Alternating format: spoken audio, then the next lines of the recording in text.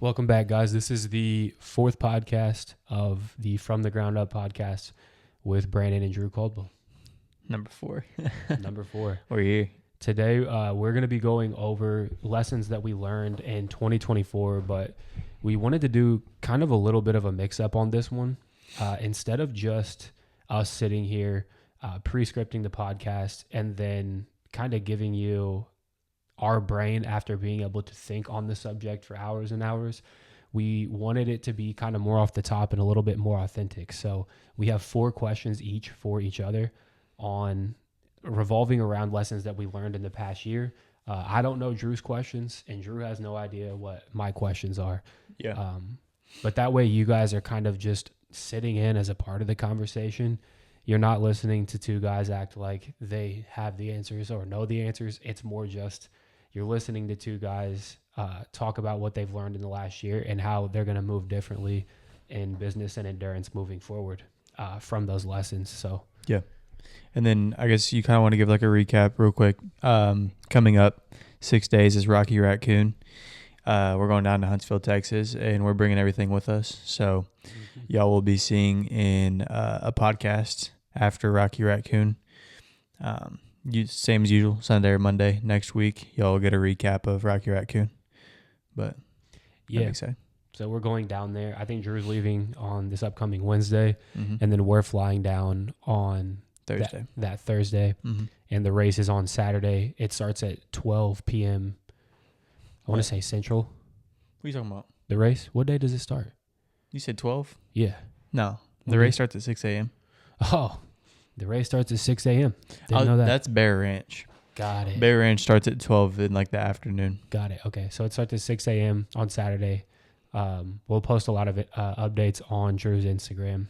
And following the race, I know he already said it, but we'll be doing a vlog. And we'll post that vlog on YouTube, on the From the Ground Up podcast YouTube. So all of you guys can watch it. I've already talked to a ton of people who are excited to watch your race.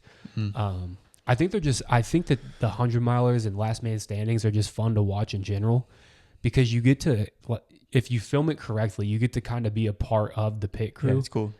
If that's going to be the kind of vibe that we're going to give off. I just want to film everything very raw. Yeah. No crazy edits. I just want people to be able to feel like they're there. Yeah.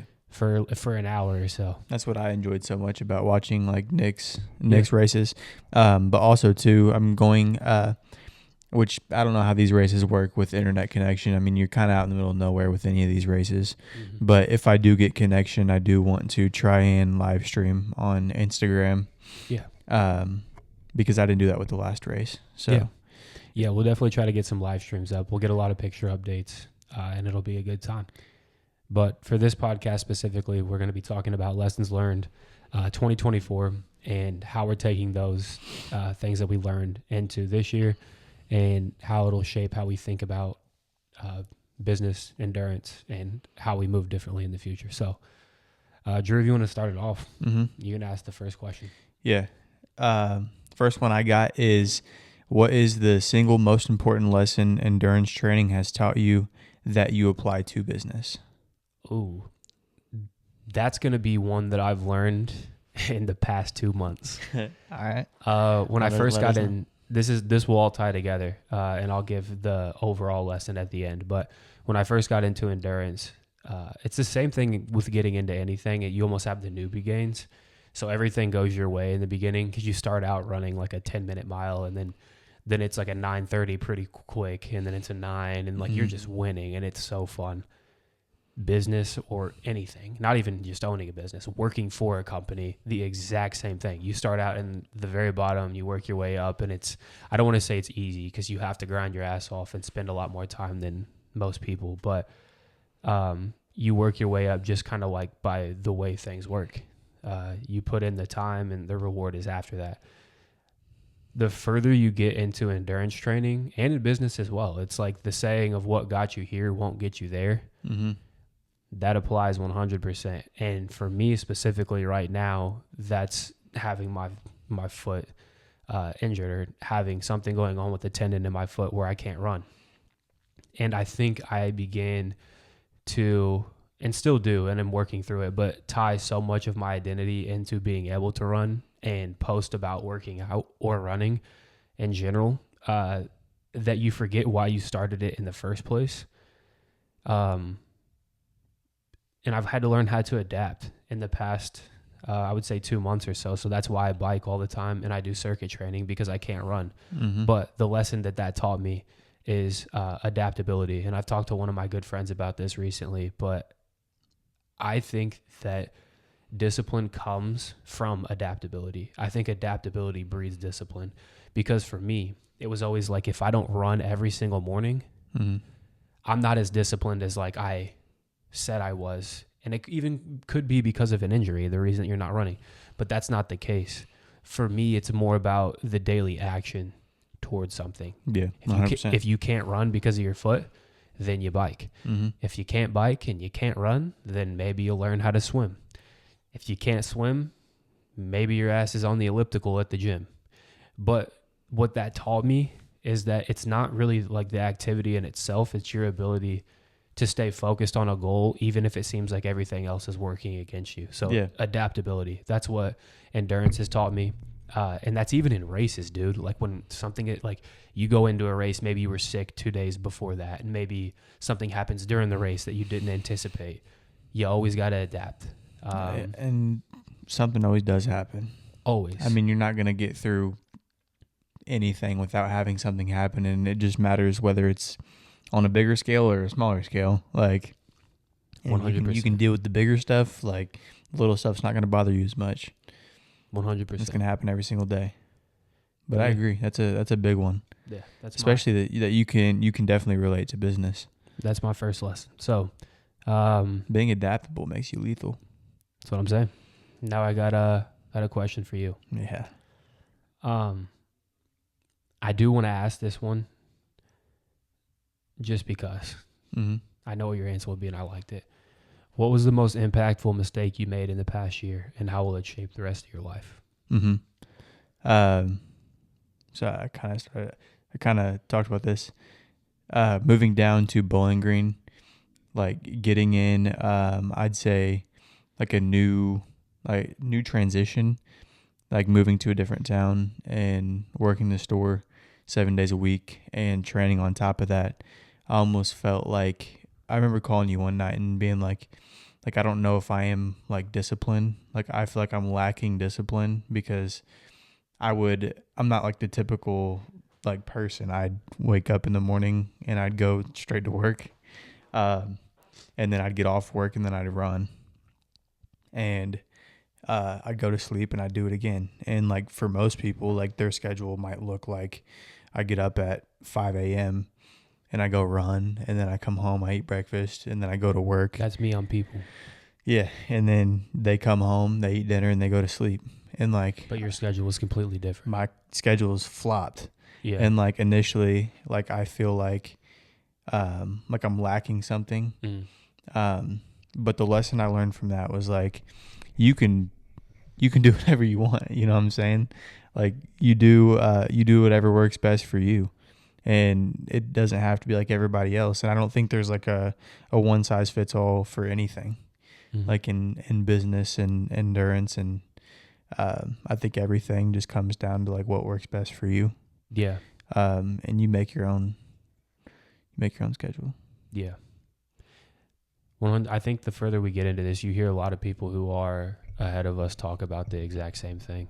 Mm-hmm. You could even take Nick as an example of him saying how, like what he thought a CEO should look like versus what he found out that it actually meant to him were two completely different things. Or you take Alex, for example, who's like, I don't make my bed, I don't journal when I wake up, and I don't cold plunge. I just wake up and get black coffee and I start working. Like, I think that it looks different for everyone. I think the fact of the matter is when you look at what you were doing every day, you were showing up open to close every day and running every night. You were doing what you had to do. Yeah. I like it. You want to go next? Yeah. So, that's this one. Both business and training require a long-term vision. How do you stay motivated when the end goal seems far away or it's hard to see?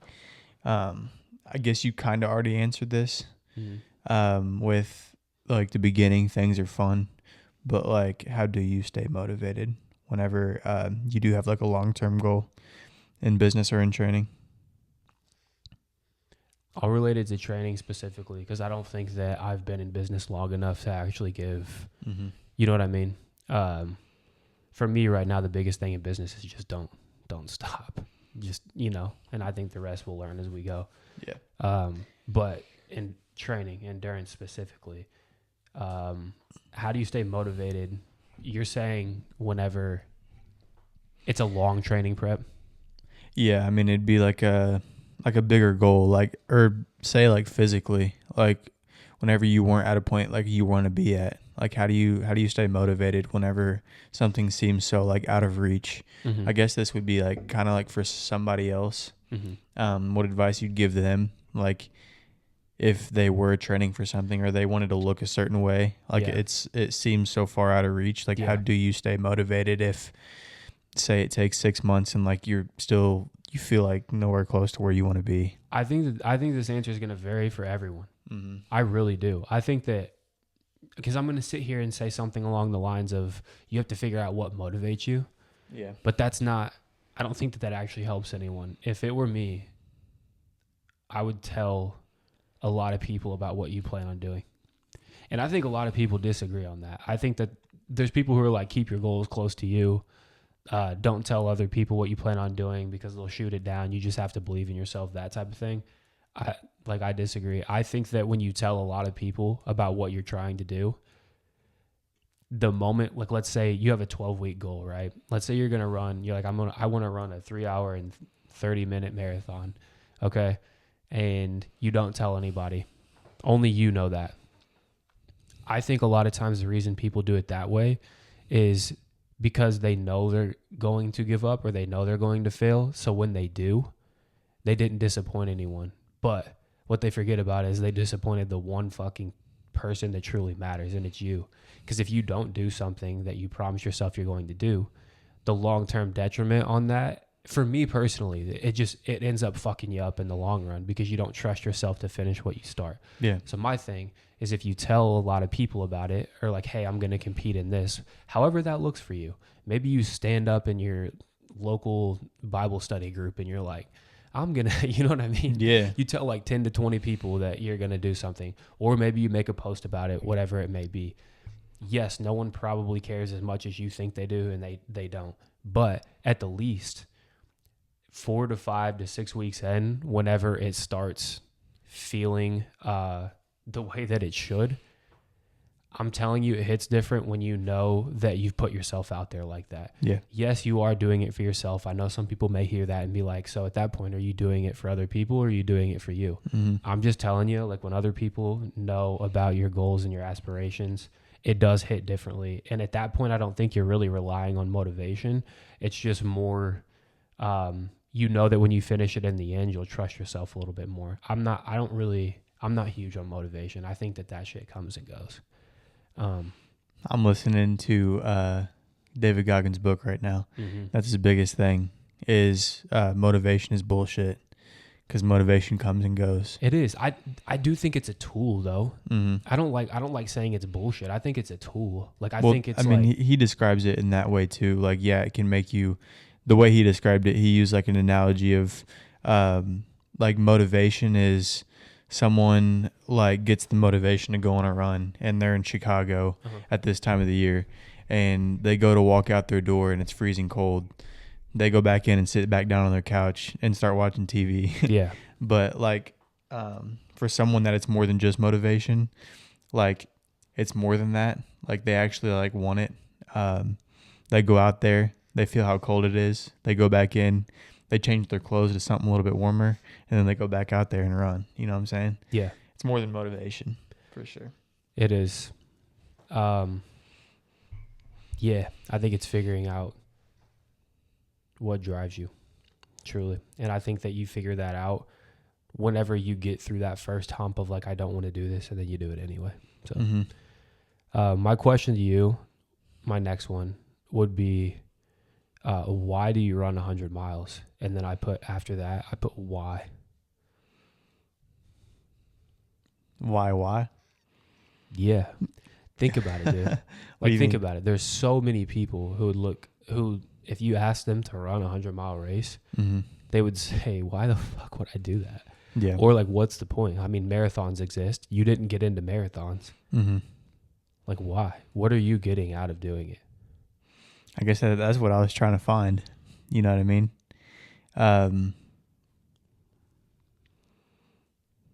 For me, I mean, it just sounded like something crazy to do. Like, a marathon didn't seem crazy enough to me. And that's like not trying to like seem like I have like a big head or like a big ego or anything. Like being like, oh, like a lot of people do marathons. Like 100 miles is cool because like not a lot of people can do that. Or like not a lot of people want to do that. But I mean, I guess just trying to like find something in it, like about like yourself. And I think you do learn a lot, like just training for it and like doing the race. Yeah. That you can apply to life. And that's kind of like the things I talk about with like so many little things go wrong in a 100-mile race. And it's really easy to compare that to like life. And whenever something like small happens, like in everyday life or like business, like it's easy just to not care. You know what I'm saying? Because like you went through something like that. Yeah. Or you've done something like that. Like it makes everything small seem like insignificant. Like there's nothing that really affects me that much. You talk all the time about how much peace it brought you to run 100 miles like after. And I would say like knowing you, I would agree with that. Why do you like you really aren't bothered by much? Why? No, yeah. Well, I think that's like also my personality too. Like I feel like I was kind of that way beforehand, but it really just puts it into perspective for you like afterwards. Whenever you've done that, like if you have like a little issue, say something that like usually would make you mad, like nothing just makes me mad anymore. I don't like, and I guess I didn't know necessarily why I wanted to run like 100 miles beforehand, other than just like being motivated, kind of like we talk about being motivated and, just wanting to do something like that big and that cool. But afterwards, I mean, it's kind of like, why again?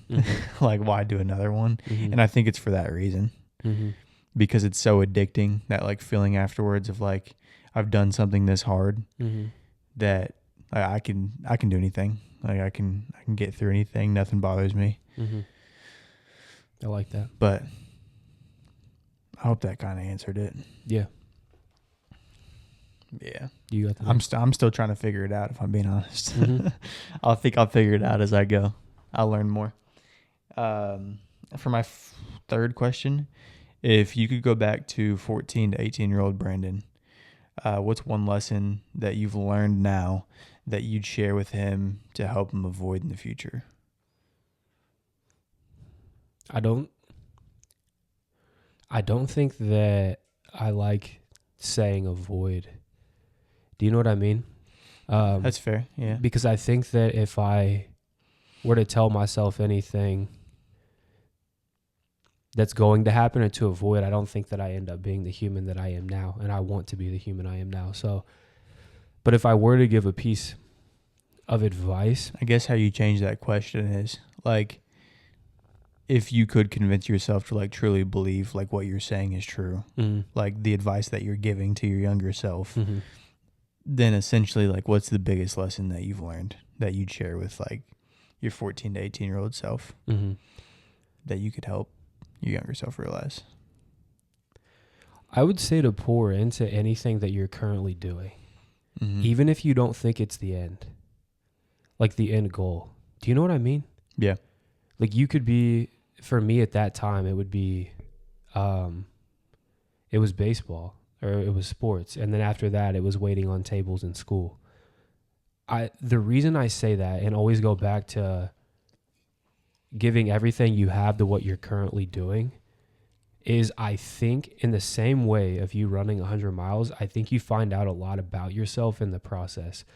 So I think right now it's very common and it's very, I guess you could say, buzzy for people to say that they're trying to find their purpose or their passion. And I think that's the case for everyone at all times, no matter what stage of life that you're in. But I think that if you're constantly thinking about it, you don't know yourself enough to find it.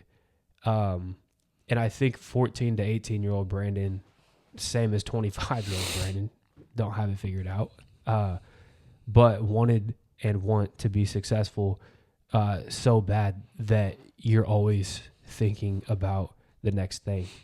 Mm-hmm.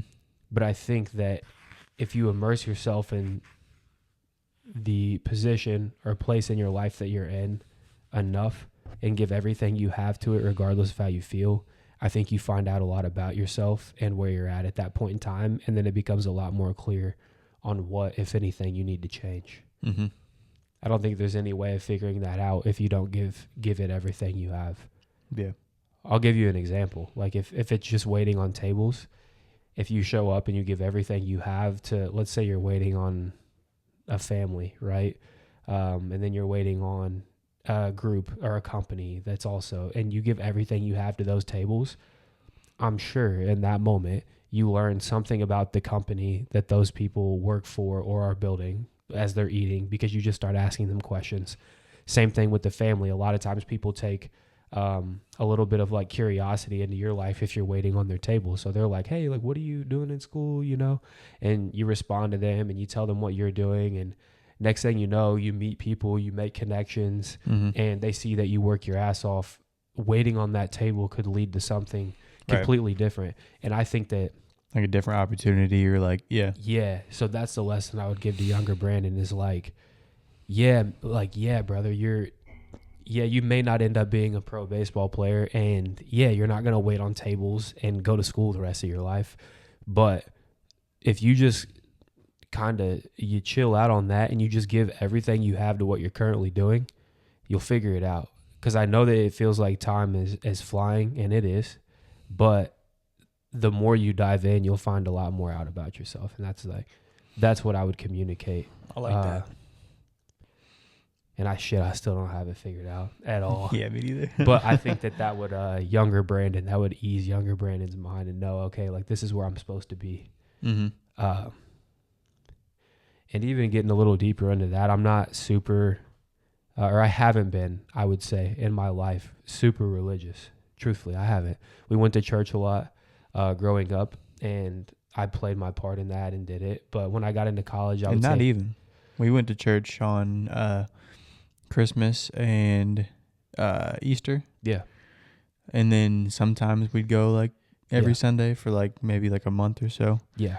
And we've always obviously like believed. But I would just say I got further away from it when I got into college. But as of now in my life, I would say in the past year, and I haven't been going to church. I don't want to make that seem like a thing. But I've gotten a lot closer to paying attention to God and to praying in times for clarity whenever I lacked it. And I think that helped a lot as well. So honestly, that's something I would tell younger Brandon too, is like, the more you can pray and,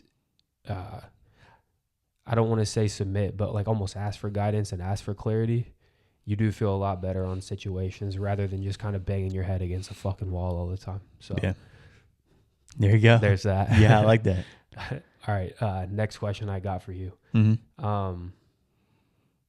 In the past year, what was the most significant thing anyone said to you? Oh, said to me. I know what this is going to be. I almost can guarantee I can guess it.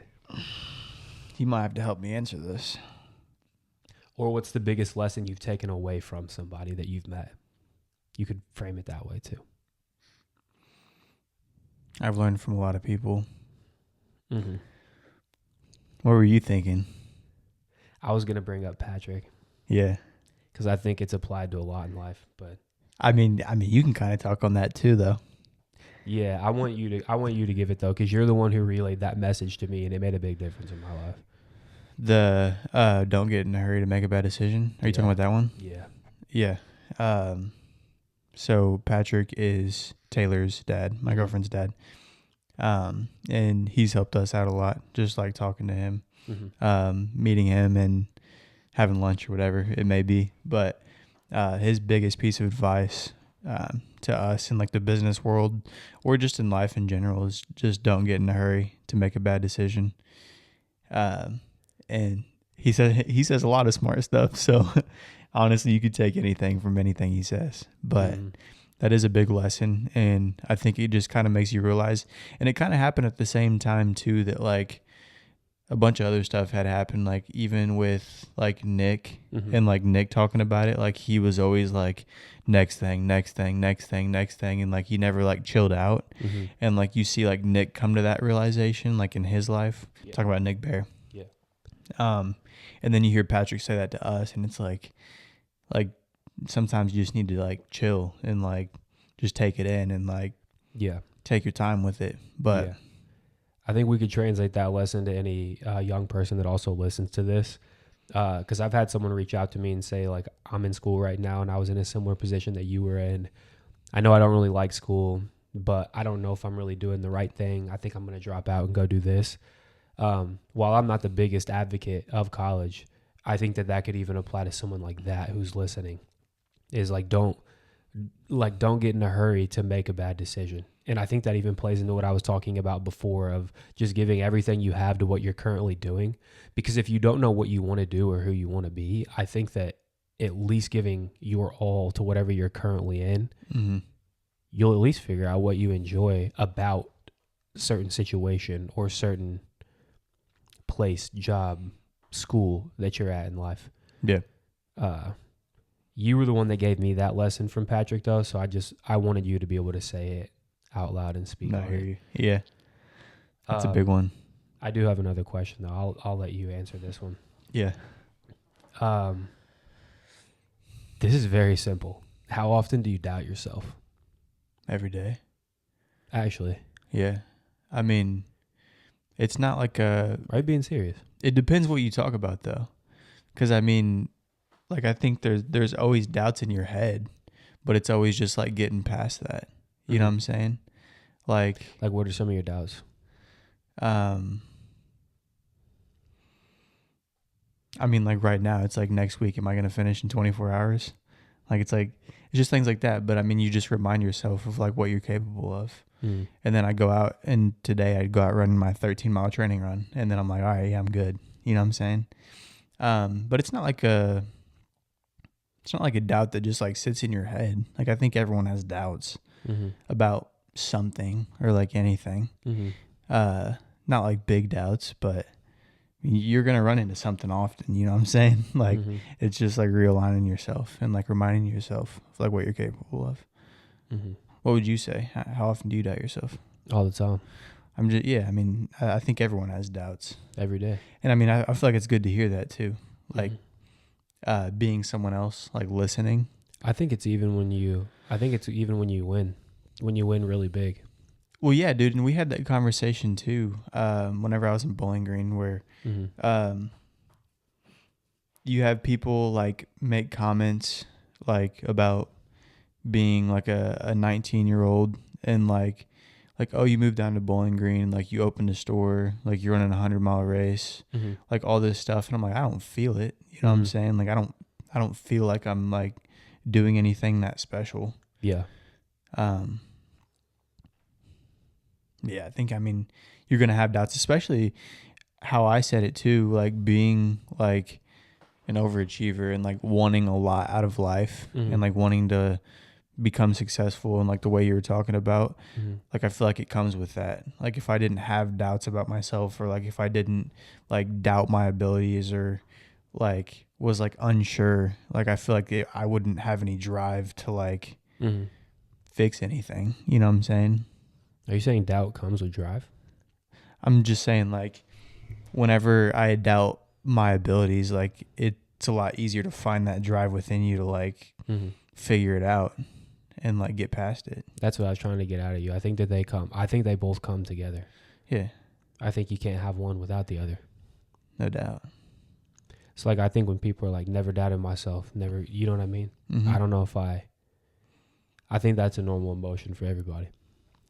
I agree. I think something that I noticed a pattern in what you said though was I'm going to go do my 13-mile training run and then I'm going to be like, oh, I got it. You just remind yourself every day. Through action. Yeah. I think that's what kills doubt. I do. Mm-hmm. You've never worked like a full day and got done at the very end of the day and been exhausted and been like, damn, I don't know if I. Mm-hmm. But there's been days where maybe you get done early, or let's say you quit a workout early or you didn't finish it. That's when doubt's the highest. Agreed. Yeah, I mean, I think the doubt is stronger whenever like you don't take action towards something. Yeah. I'd say, I mean, an example of that too. At the beginning of training for Racoon, I had a coach for my first 100-mile race during like my whole training, and then whenever I started training for Racoon, I didn't have a coach. I just used the Runna app, and depends if we were going to Dallas or for like the High Rocks or like something was going on. I was like coming back home for like Thanksgiving or like whatever it may have been. Mm-hmm. Like a lot of the times, like I'd call that training run for the day, and I wouldn't run it. So that kind of caught up with me. I remember hitting that point where I don't know how long out I was. It was at the beginning of December, I think, where I realized like, dude, I got like 2 months to train for this 100-mile race. And like this stuff happens all the time. I'm like doubting myself. Like, I don't even know if I can run the 100 miles at this point. And that's kind of embarrassing. Like you said earlier, like you tell everyone that you're going to go do something, like you're going to go do it. That's whenever I was like, all right, like, I need to really get serious about this. And I hired the coach, and I haven't missed a day since. Yeah. So can we speak on that for a second too? I think that kind of explains our relationship, but I don't think people see that side of it either. Like, I think that kind of a different topic here, but if you have friends or people that you genuinely care about, I think that you have to like love them and care about them enough to also like be able to call them on their bullshit. Yeah, go ahead and tell them when you called me. I called you. I don't remember how far out were you? How many weeks? I got this coach the first week of December. It was like 4 or 5 days into December, so it had to have been then. Yeah. I called you and I said, brother, I'm going to be the first one that tells you I have absolutely no doubt in my mind you can run this 100-mile race if you toe the line. I know that you'll finish. My worry is that you haven't been putting in the work right now to finish it healthy, and I don't know if I can like watch that again as your brother. So like you either got to like decide like, are you going to do this and like do it, or are you going to like kind of just get through training and then finish it absolutely destroyed again? Yeah. And then we go through another month of like you having to recover and it affecting the business like it did last time. And then literally the next day or the next day you hired the coach, and then you haven't missed a training session since. And I'm not saying that's because of me. It's not at all. It's just the fact that I am like one of the closest people to you, and I'm able to just say, hey, don't know if you're really dialed in here, buddy. Yeah. Like, might need to, I mean, it's just good to like reflect. Yeah. Like whenever you hear that, you're like, man, like I'm not doing what I'm supposed to be doing. Yeah. So if you want to talk about lessons learned in 2024, I think it'll always go back to like having the right people in your circle.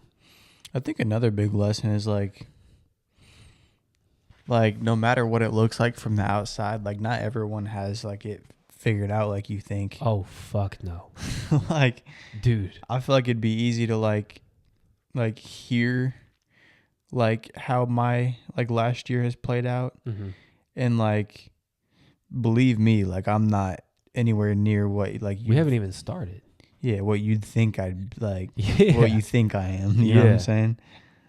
Like do I believe I'm doing good? Yes. And like, do I believe I've learned a lot in the last year? Absolutely. And like I'm way more confident than I was last year, and I've done like a lot of good things, but like nowhere near like. Yeah, I think that's wisdom though. It's knowing that you've never arrived. Yeah. No matter what. And that's where we're at. I got one more. Yeah, I was gonna say I had 4. I think I asked you the 4. All right. You asked me the 4th. This is a little bit different. I want to see if you have an answer for this. All right. If you could change one thing about the business world today, what would it be? Holy shit. Like if you could change something about business, what would it be? About business or the idea around it? Either one, whatever comes to mind.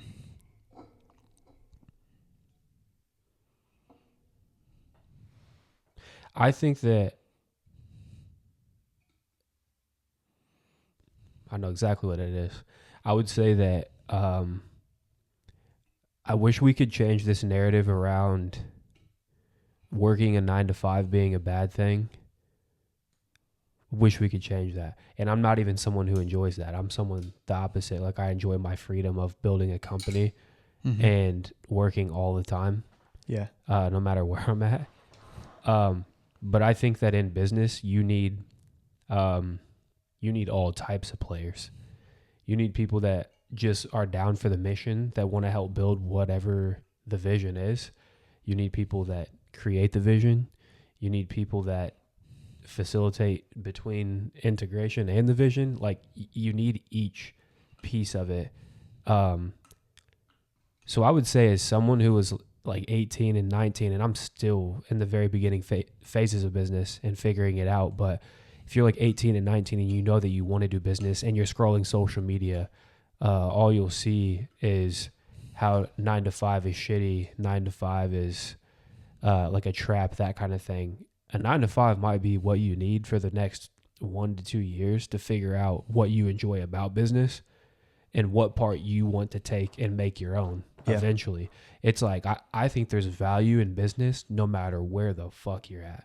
If you're at the bottom, if you're at the top, I think you can learn something and take it with you. So, well, everything's perspective too. It is. So I think that that's like, if I could change anything, that would be it. It would just be, and obviously you're never going to be able to control like what people see and scroll on their phone. But that there's value in all of it. I think you can learn from anyone. I think you can learn from any position. Yeah. And I don't think you have to fucking drop ship and do e-com to be successful. Like you can work your way up from the very bottom in a company and then eventually run it and be the president. Like business will look different to everyone that does it. And I think that's what's beautiful about it. It's a fucking game. So I wish there was, if I could change anything, I wish there was more content on that. I think there's another big lesson learned this year that we haven't talked about, and I think this is probably one of the bigger ones actually that kind of relates. You can make anything happen that you want to happen. You know what I'm saying? You kind of manifest like what you want to happen. I believe manifestation is real to my core. Yeah, if you like say you're working at the bottom of this company and like you're miserable, you have no desire to like obviously work your way up, and like you think like this is shit. Yeah. Like it's gonna be fucking shit. It's gonna be shit. Yeah. But if you have a desire to like work your way up in the company and like you desire to like have more and like be more, you're probably gonna get more. If you wake up every day and you're like, I think there's beauty in knowing exactly what you want. And I'm the first one to say, like, I struggle with this a lot of the time. But there have been times when I did know exactly what I wanted. And it may have been on a smaller scale, but I think when you know exactly what you want, you move, you talk, and you act in a way that accords with that, even in your subconscious that you don't realize. So I think with manifestation and knowing exactly what you want,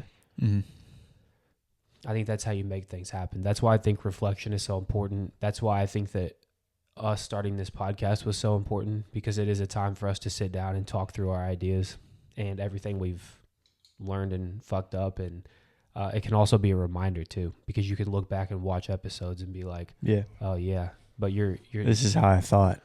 You're so at this right. point in my life. I think whatever you want, you can have it. Yeah.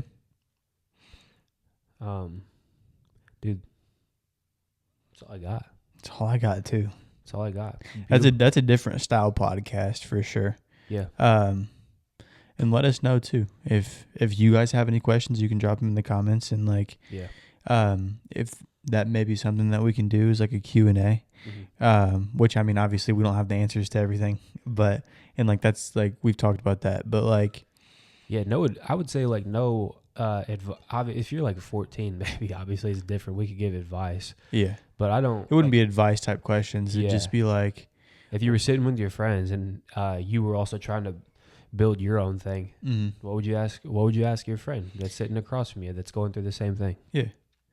Or maybe it can be like something like have you went through this? Like, do you have any like like that type of thing. But yeah, if y'all do have any questions, you can throw them in the comments, and if we get enough, maybe we can do like a podcast on that. Yeah, I think that would be fun. I do want to say something here too on I would say how excited I am with the community that we're building. Dude, even if a video or an episode, let's say, only gets like 60, 70 views on a platform, I try to sit there and think about sitting in a theater in front of 50, 60, 70 people. And dude, honestly, if 10 people watched it and got something out of it, as we talked about in the very beginning of the pod, success is in the number of people that you can make feel good about themselves or where they're going. That's a win to me. So the amount of people that have reached out or said something about the podcast or something that they've taken from it, genuinely, I appreciate the hell out of it. Absolutely. Thank you. Yeah. Seriously. And we're going to continue to make them. And we'll only get better, obviously. I think that's the beauty in it. That's what we talk about every single time we get on here, is putting points on the board. And that's what you're going to see out of us with the podcast. Like, you're going to see the equipment get better. You'll see us get better at talking, asking vocalizing questions. our thoughts. Yeah. Maybe eventually have guests on and be able to ask more questions and just be interviewers in that case. Because I do think that would be fun eventually, especially because we're younger and trying to make it. Yeah, absolutely. Having people that are ahead of us sit down and kind of give us guidance, and then maybe we can pass those lessons on to other younger entrepreneurs or people in business that are trying to make it as well. But yeah. Do you have anything else, bro? No, it's a fun one. Next week's will be recap once again of Rocky Racoon. Yeah. And then I don't know how fast we'll get the YouTube video up. That won't be a podcast. That'll just be like a straight up video of the race. Yep. Be like a vlog style video of Rocky Racoon. Yep. We'll probably try to set like a premiere date on that video so everyone knows whenever they can watch, and it'll all be at the same time. But yeah, 100 miles is up next. 100 miles is in 6 days. 6 days. Not even a week. So we're locked in on that. We'll let you guys know how it goes. If you have any questions, you know where to hit us up on Instagram or respond. That's all we got for you. Yeah. That's podcast 4. You know what I'm saying? It's episode 4. Thanks, guys.